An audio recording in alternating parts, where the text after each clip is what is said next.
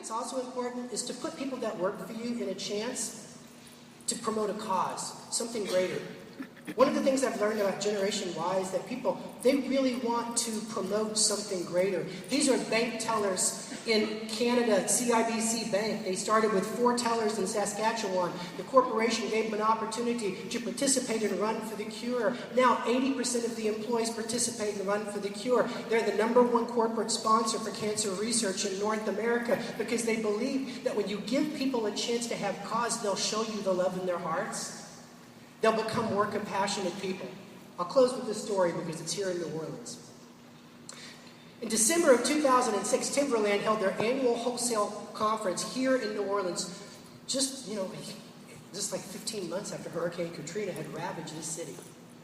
Timberland is a cause-oriented organization, so day 2 of their conference, they brought in local leaders who showed slides and talked about the crisis of the city, which set the tone for day 3.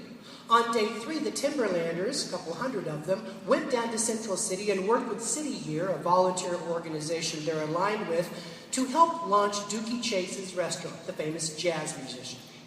And so they worked for about 6 hours that day cleaning up trash, wearing their little Timberland shirts. And one of their managers, Michelle Williams, realized that it wasn't real, that they weren't going to learn real compassion by playing in a safe part of New Orleans, launching a restaurant that was 99% done. So she organized 3 yellow school buses and a host to take them on a bullhorn-narrated guided tour of the lower 9th Ward as the sun went down. The Timberlanders heard the tour guide explain that the murder rate had gone up hundreds of % in 1 year. They saw buildings that looked like bombs had been dropped on them, water lines on buildings 10, 12 feet tall, and it silenced their celebration as they realized there was so much more suffering in the city of New Orleans. At the end of the road, she told the drivers to stop, told everyone to get out of the bus and walk around for just a few minutes and experience it. She wanted them to touch the city so they could develop compassion for the struggle. One of the managers noticed a community center say from here to that camera. He saw outside a guy in his NOLA cap, a volunteer at the water bottle refilling station with a clipboard, so we engaged him in a conversation. And what he heard crushed him. He heard about a man who hadn't worked since Katrina. None of his friends had a job. He was going to the volunteer center. He was desperately trying to get others to show up at the volunteer center. So the Timberlander says, "Sir, we believe in cause. I'm going to go home and write a memo.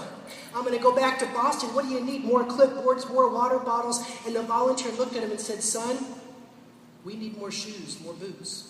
Take a look around you. It's a minefield for feet here. Twisted metal and broken glass everywhere. They don't come back a second time because the sneaks aren't good enough." This young man in Timberland, what he did in that moment was typical of the culture he worked in. He unlaced his brand new Timberland boots he'd won in a sales promotion, and he handed them to the volunteer and said, "You can have mine." He very carefully made his way back to the bus, understanding he's right. You'd never make it here in flip-flops or old sneaks.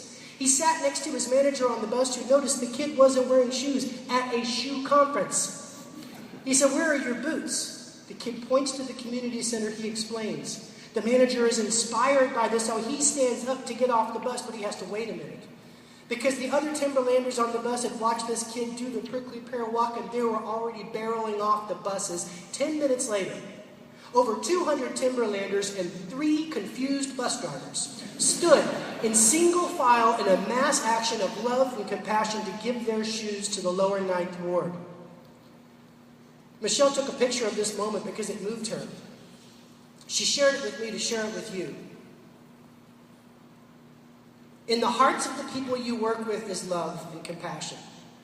Your goal as a manager or a leader is to put them in a situation to express it. Through this expression, they grow, and they go, and they do it again. Last night I had dinner with Robert Fogarty. What a wonderful guy, right? He's been here for years since Katrina, making a difference, and he explained to me, Timberland is one of the best partners to the city now, see, because they kept coming back. In the Timberland culture, Jeffrey Schwartz said magic happened that day in December. They refer to the story in their culture as the ripple, where one person showed love in the moment, and he created a chain reaction of goodwill. I leave you with this idea. Create the opportunity. Multiply the value. Thank you very much. Thank you.